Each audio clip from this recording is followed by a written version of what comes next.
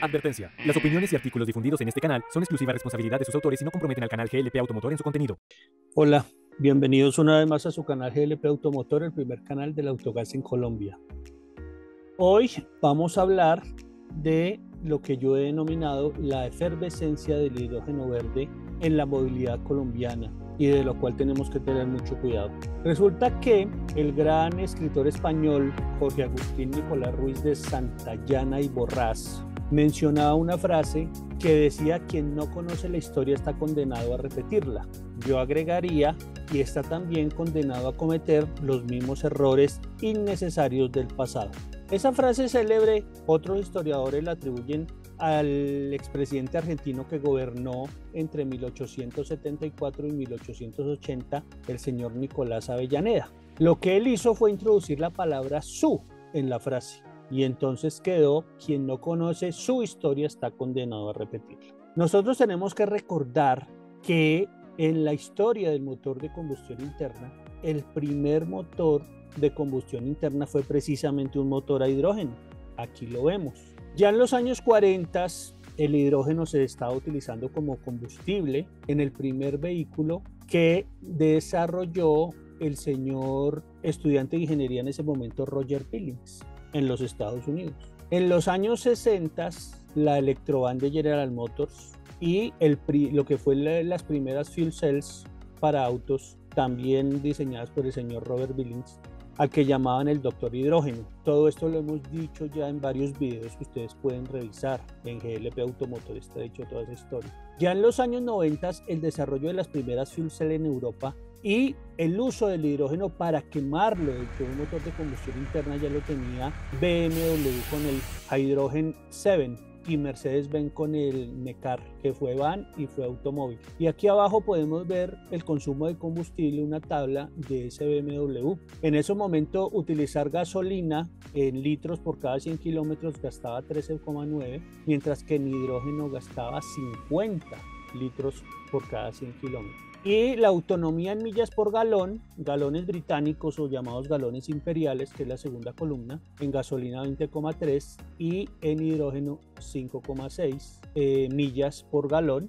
Y si es en galones de los Estados Unidos, 16,9 o 4,7 millas por galón. Vemos que de todas maneras era un carro que no daba mucha autonomía y sí consumía mucho hidrógeno por las propiedades inherentes del hidrógeno. Recordemos que los galones imperiales o galones británicos, un galón británico son 4,54 litros, mientras que un galón americano son 3,78 litros. Todo esto para llegar a lo que es las fuel cells en los vehículos de hoy. Lo que vemos en el caso del carro japonés Toyota Mirai o el Hyundai coreano Nexo o el Honda japonés Clarity o el Chang'an SL03 chino, eso es lo que está de boga en el mundo, aunque de todas maneras estos vehículos son muy costosos. Vehículos que están entre los 65.000 a los 80.000 dólares en el caso de Toyota, Hyundai y Honda. Y en el caso del Chang'an, que salió a un precio de 101.000 euros. Entonces vemos que son vehículos extremadamente costosos. Ya en el año 2016, la Bayerische Motorenwerk o BMW mostraba ese vehículo de celdas de hidrógeno, un carro muy deportivo. Y Tesla tampoco se ha quedado atrás. Tesla ha mencionado su famoso Tesla, que es basado en el Tesla Model S, pero es hidrógeno y fue presentado en el año 2018, motivado por el uso del hidrógeno en los cohetes de esa compañía aeroespacial del señor Elon Musk, que se llama la compañía SpaceX, donde utilizan hidrógeno.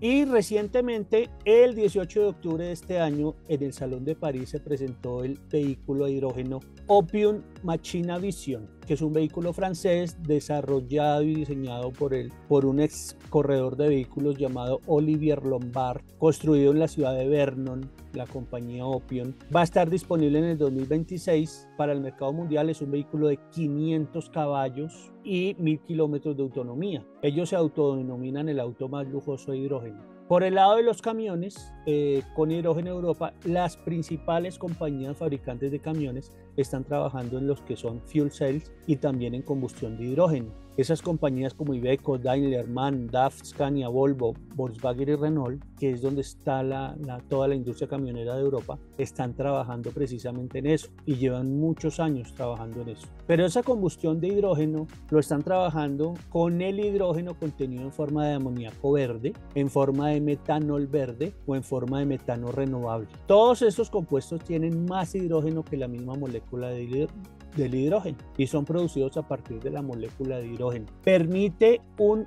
más fácil transporte seguro en forma líquida. Se están desarrollando otros combustibles sintéticos a partir del hidrógeno. Por el lado de los camiones asiáticos, sobre todo en Corea y Japón, ya tenemos pues Hino, que es el principal fabricante de camiones en Japón, propiedad del grupo Toyota. Está trabajando en vehículos de cero emisiones, pero con fuel cells. Lo mismo Hyundai, que ya tuvo inclusive 23 camiones funcionando en Suiza, ajustando ya 5 millones de kilómetros. Y más temprano que tarde, lo que vamos a ver es lo que vemos hoy a gas. En el caso de los camiones chinos, como Changman, FAW, Fotono, Sinotruk, solo por mencionar algunas marcas. Los norteamericanos, por su lado, en el tema de Kenworth, están trabajando ya en tractocamiones de cero emisiones, fuel cells, en el caso de Kenworth con desarrollos de Toyota, de fuel cell de Toyota. Pero el caso de Mack, Freightliner y Peterbilt tampoco se han quedado atrás y están ellos también avanzando en ese tema.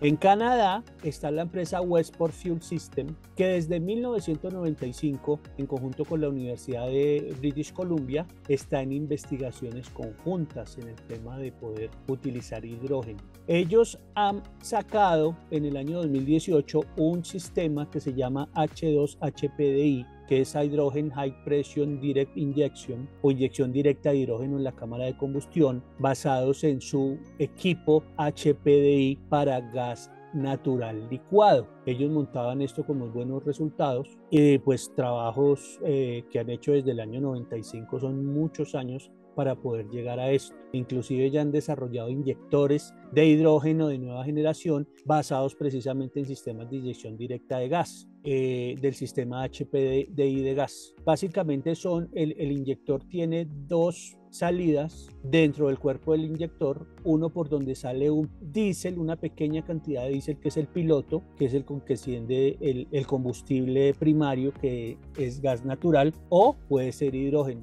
Entonces, esos avances en combustión de hidrógeno en motores de combustión interna, donde el gas natural es un combustible primario y el combustible diésel es solo una pequeña fracción y se usa como piloto para encender esa cantidad de combustible primario que ingresa a la cámara de combustión. Entonces, todos estos años de investigación han llevado a que esos sistemas de inyección directa de hidrógeno mejoren la eficiencia térmica con respecto al diésel. Y aquí lo vemos en esta gráfica de la derecha, como un sistema H2HPDI es más eficiente que un sistema de diésel básico. Aquí está lo que llaman el BTE a media carga. El BTE es el Brake Thermal Efficiency, que es la eficiencia térmica al freno, que es la relación entre la potencia del freno en el cigüeñal del motor a la potencia generada por la combustión del combustible. Pero eso generalmente es medida en un banco dinamométrico de motores. Por eso vamos a ver este video muy corto, donde se comparan a carga media de plena carga un motor Scania de 13 litros de cilindrada funcionando con gas natural y comparado con el sistema de hidrógeno HPDI.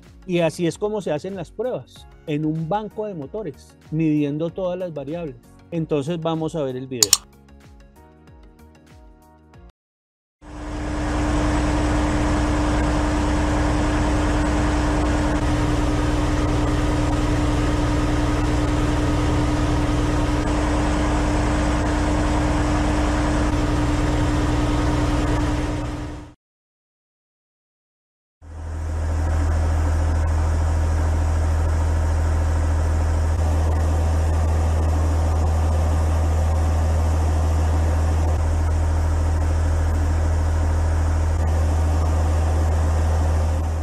Estos resultados de las pruebas para carga media en ese motor Scania de 13 litros, dispuesto en ese banco de motores en un motor CBE1, que es el Common Base Engine o motor de base común, nos muestra esos resultados entre lo que es el gas natural y el hidrógeno. Flujo de gas en gramos por hora, en hidrógeno 9,9 gramos por hora. Los porcentajes de CO2, la temperatura de los gases de escape, el par del motor, medido a 1200 RPM, y la temperatura exterior del motor. Vemos que no es mucha la diferencia. Y la eficiencia térmica de un 45% en hidrógeno. Y ya a plena carga en esa plataforma CB1, que esa plataforma para motor fue desarrollada por Scania y MAN en el año 2012, vemos cómo también el flujo de gas se aumenta y el flujo de hidrógeno también, pero obviamente sigue siendo menor el flujo de hidrógeno, 22,8 gramos por hora. Porcentaje de CO2, temperatura de gases de escape inclusive menor, par motor a 1600 RPM,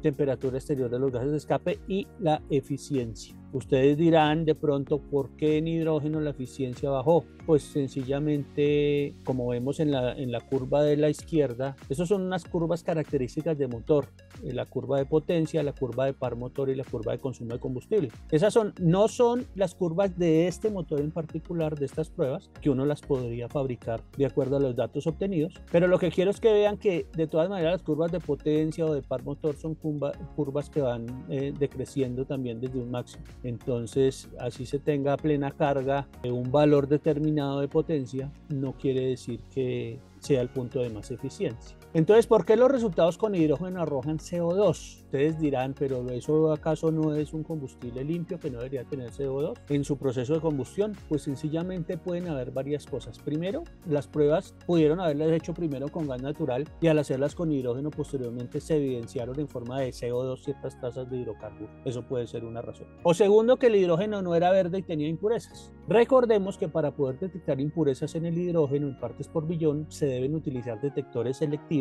y de alta sensibilidad para detectar trazas de hidrocarburos y compuestos azufrados, por ejemplo, cuando se trabaja sobre todo con hidrógeno gris y azul, donde se usa detector de llama, detectores de quimioluminiscencia, así como captura de electrones para detectar compuestos halogenados o detectores de plasma para gases permanentes, humedad o amoníaco. Esas son las impurezas que pueden haber. Pero realmente el tema principal es que es debido a que en ese motor se está utilizando el inyector HPDI. Entonces se tiene una pequeña fracción de diésel que es inyectado en la cámara de combustión como piloto. Esa es la razón principal por las cuales van a salir pequeñas cantidades de CO2 en el proceso de combustión. Entonces todo esto que estamos viendo, que llevan muchos años de investigación en el mundo desde el punto de vista de ingeniería, desde el punto de vista científico, nos hace preguntarnos qué se está haciendo en Colombia en uso del hidrógeno en motores de combustión interna. Pues en el mundo los grandes fabricantes aún hoy siguen investigando esa combustión del hidrógeno dentro de la cámara de combustión de ese motor de combustión interna, pero también siguen con la fabricación de camiones de fuel cell y con baterías adicionales. Y mientras tanto en Colombia, debido a esa efervescencia mental que tenemos con el hidrógeno verde y donde pensamos que todo, absolutamente todo ya lo podemos hacer con hidrógeno,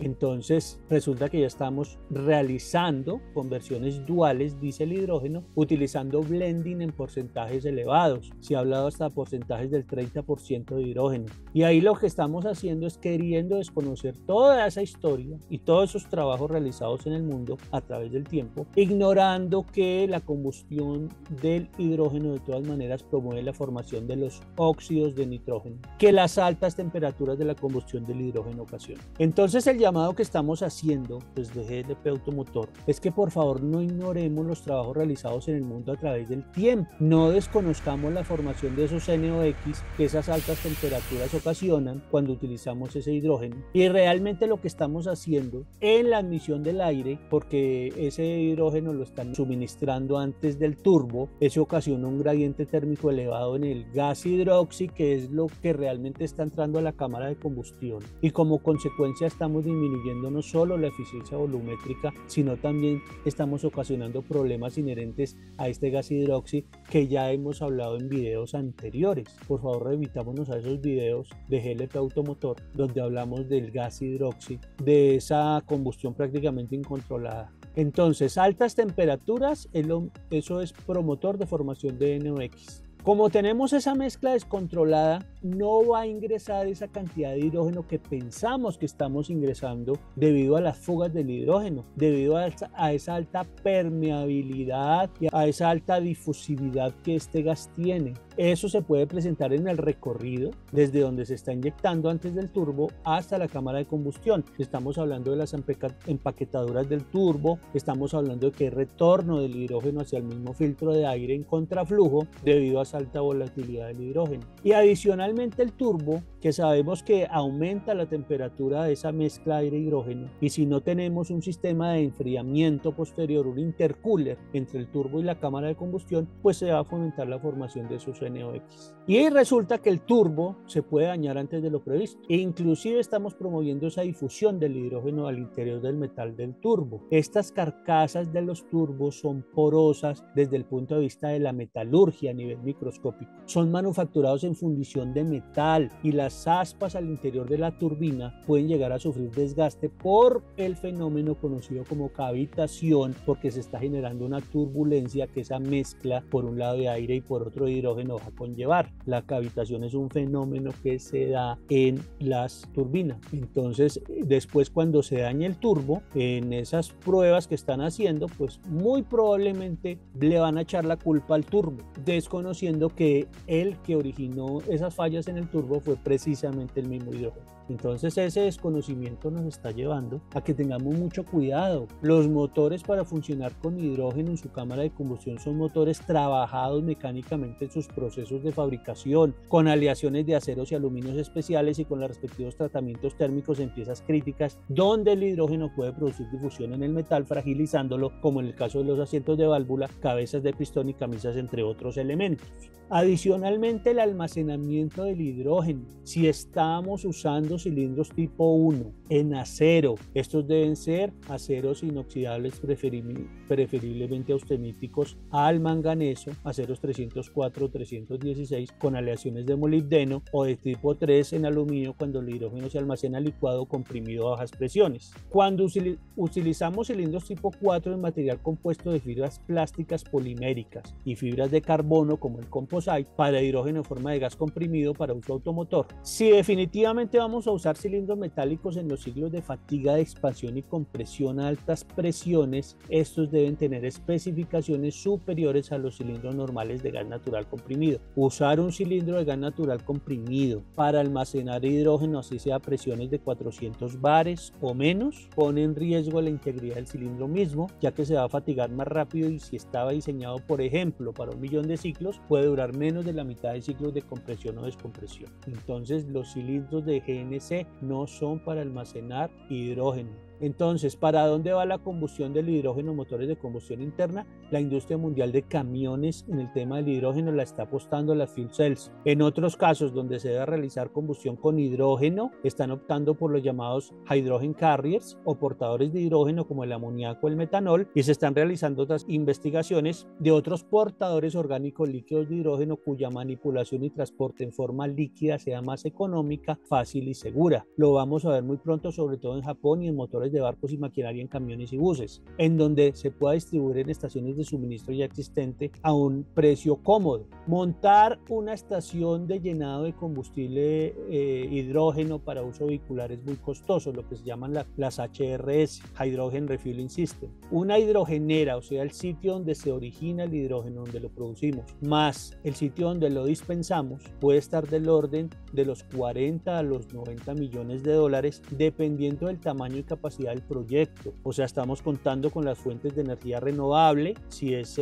solar, si es eólica, los electrolizadores, los compresores, los sistemas de enfriamiento como el chiller, las baterías de almacenamiento, los dispensadores, los tableros eléctricos, todo el equipamiento de automatización, sistemas de seguridad, etcétera. Esos son en estos momentos elementos muy costosos. Y adicionalmente, en un camión, tener el control de los NOx en la combustión del hidrógeno requiere de sistemas EGR, Exhaust Gas Recirculation, o sistemas SCR, Selective Catalyst Reduction, catalizadores de reducción selectiva. Son aparatos sofisticados y costosos. Recordemos que el hidrógeno más el aire, que es simplemente nitrógeno y oxígeno, bueno, y otros gases, pero en su mayor proporción nitrógeno y oxígeno, más altas temperaturas, eso nos promueve la formación de los NOx. Entonces, así tengamos nosotros en una combustión de hidrógeno, claro que el carro va a funcionar, pero va a funcionar fuera de parámetros. de parámetros de emisión, porque usted controla CO2, controla SOX, pero tienen controlados los NOx. Adicionalmente usted dice, no, es que está funcionando muy bien porque ya no sale material particulado. Lo puede ver, sí, pero eso no quiere decir que sea eficiente y que estemos haciendo las cosas correctamente, porque los motores, si no están tratados desde el punto de vista de su fabricación, van a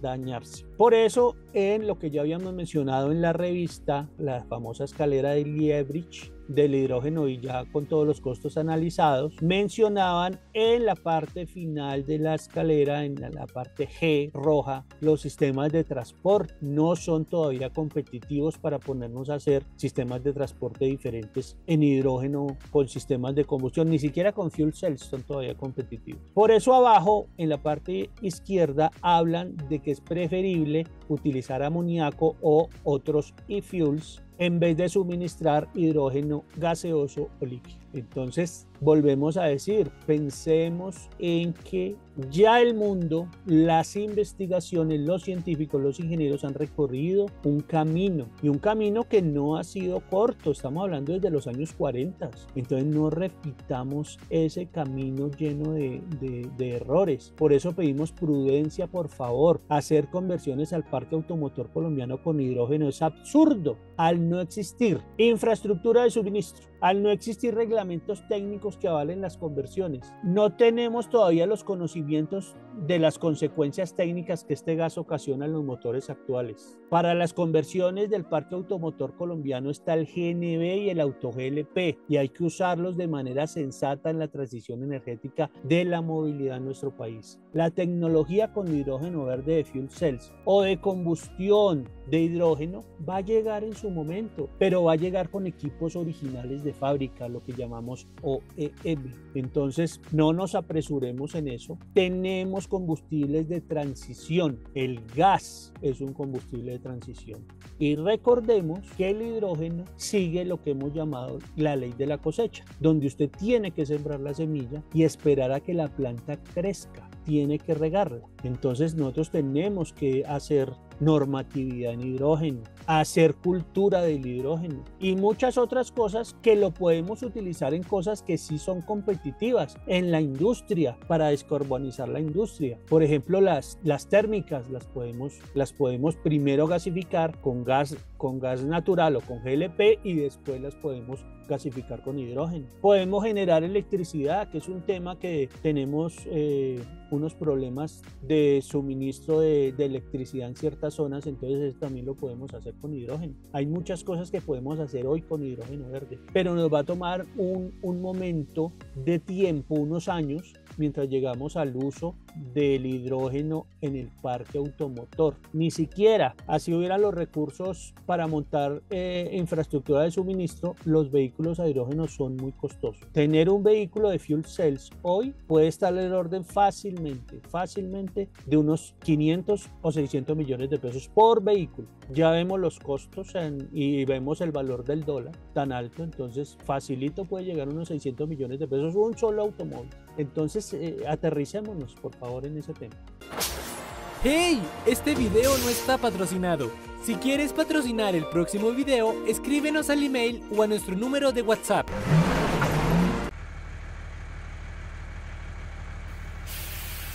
Datos interesantes con Hidrogenito.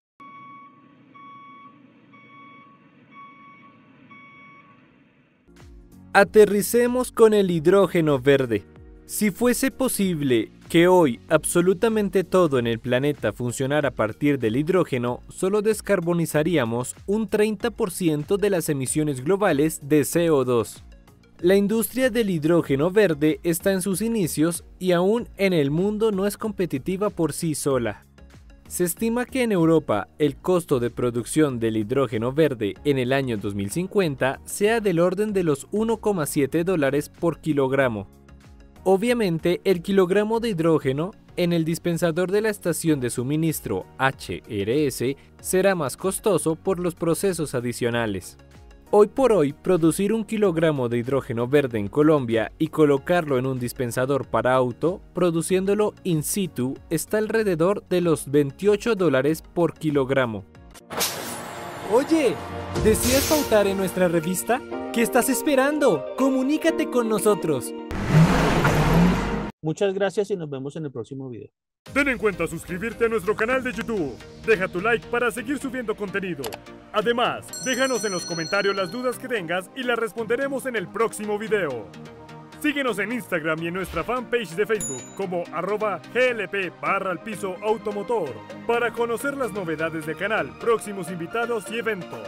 También puedes encontrarnos en LinkedIn como @glp_automotor. Escanea nuestro código QR para leer nuestra revista. Para contacto comercial, escríbenos al correo glp.automotor@gmail.com o al número de WhatsApp +57 313 750 3854. Nos vemos en el próximo video. Creamos cultura del autogás.